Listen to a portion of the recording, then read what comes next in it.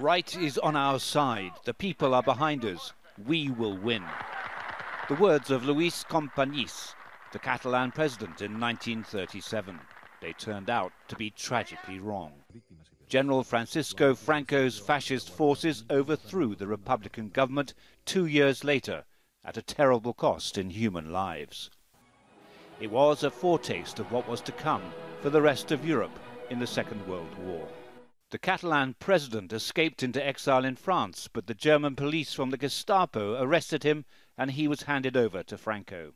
Companys was kept in the dungeons of the 17th century castle of Montjuic in the hills above Barcelona. This simple monument marks the spot where he was executed by firing squad in 1940. He refused the blindfold and removed his shoes so he could feel the soil of Catalonia for the last time. Last year, Carles Puigdemont visited to pay tribute, but some historians say no comparison can be made between the two leaders. To make easy analogies, there are obvious rhythms, but to make easy analogies is very difficult because it really is not the same thing.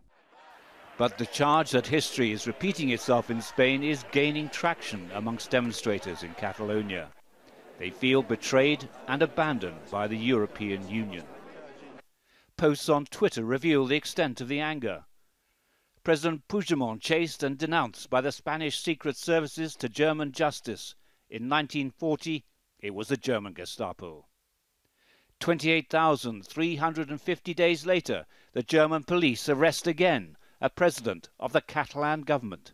History will be repeated. Hitler handed over Companys to Franco, who killed him. The sounds of protests in the region have been silenced as the country enters the Easter holiday season. But they'll be heard again when Puigdemont faces the extradition proceedings. He faces 30 years in jail on rebellion charges. David Chater, Al Jazeera, Barcelona.